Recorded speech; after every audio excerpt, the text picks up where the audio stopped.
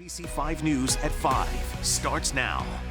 Tonight, health officials across the country are holding their breath, waiting to see if Thanksgiving travel makes the pandemic even worse. Thanks for joining us at 5 o'clock. I'm Stephanie Gorin. Brian is off. As people who did travel return home, school districts are working to keep students and staff safe. NBC5's Liz Streppa joins us live from Burlington with more on that tonight. Liz.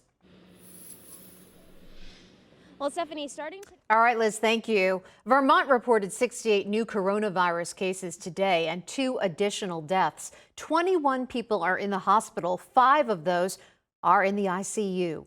In New Hampshire, we're still waiting for today's update. And in northern New York, 20 new cases in Clinton County today, 5 new cases in Franklin County, and 159 new cases in St. Lawrence County. But this is the first update we have received since Wednesday. The county also saw 2 additional deaths.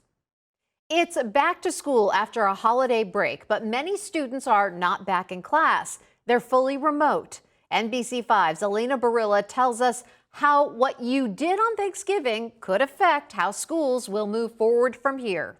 Elena.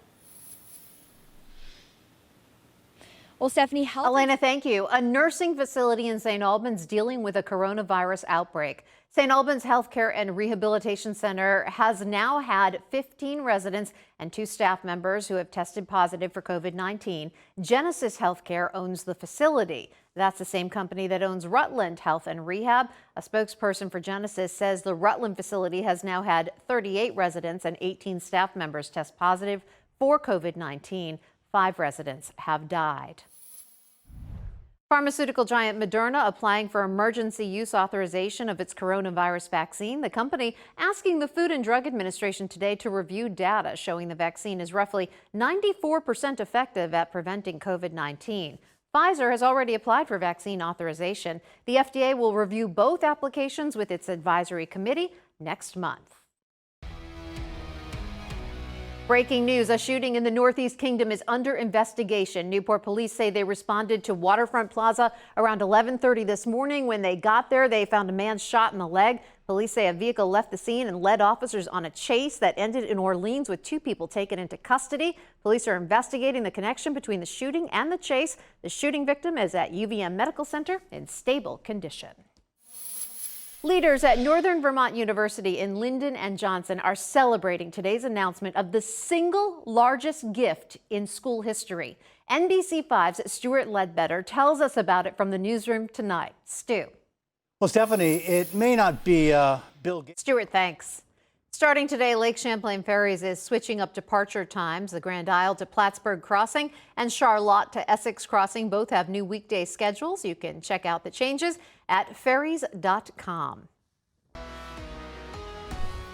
Here's a live look from our Plattsburgh camera tonight. A wet start to the week. First Alert Chief Meteorologist Tom Messner is in our Plattsburgh Weather Center. And Tom, it was coming down today pretty hard. Yeah.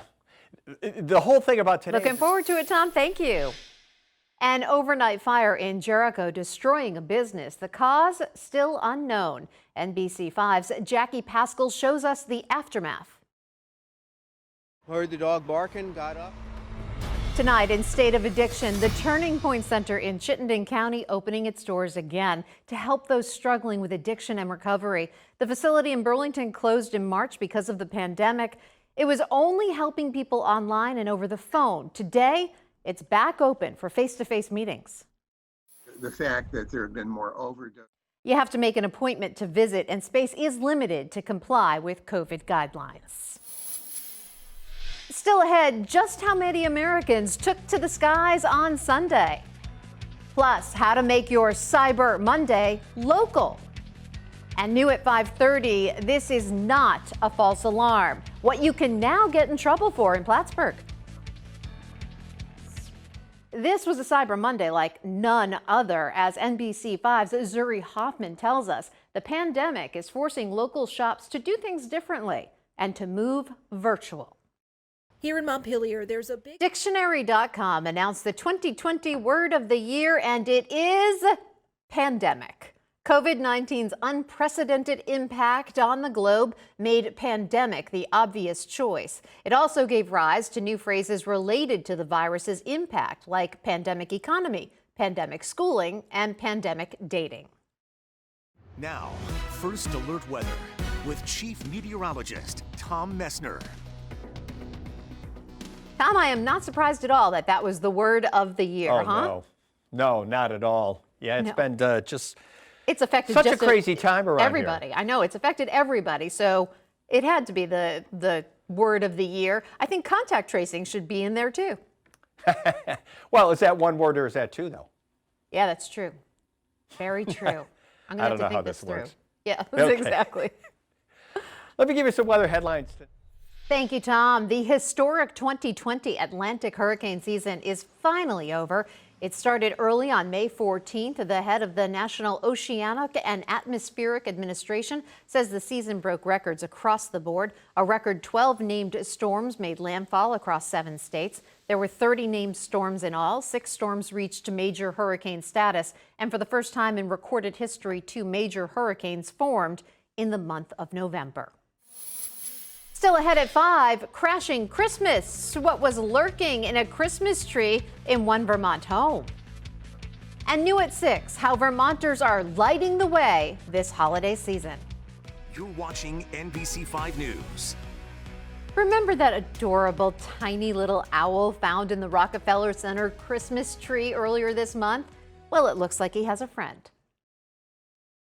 Look carefully. Oh my gosh. Who is that? What is it? What? I think it's a little baby owl. Sean and Faith of Williston posting this video on Facebook showing their own version of the Rockefeller tree stowaway. They named the stuffed animal Willie instead of Rocky, and their friends sure got a kick out of it. They say it's a Christmas miracle right in Williston. Well, the White House is ready for Christmas. First Lady Melania Trump posting a video giving a virtual tour of her holiday decorations this year, including a special tribute to frontline workers. About 125 volunteers helped her decorate over the weekend. The First Lady captioned the video, quote, "During this special time of the year, I am delighted to share America the Beautiful and pay tribute to the majesty of our great nation. Together, we celebrate this land we are all proud to call home." This holiday season, you can help put a smile on a local child's face. NBC5 is teaming up with the Marine Corps League once again for our annual Toys for Kids drive. Donations will be accepted until December 21st, and this year we're using virtual toy barrels. To learn how to donate and what to give, head to mynbc5.com. That is it for NBC5 News at 5 for this Monday. Stuart Ledbetter is in the newsroom with what's ahead at 5:30. Stu. Hi, Steph.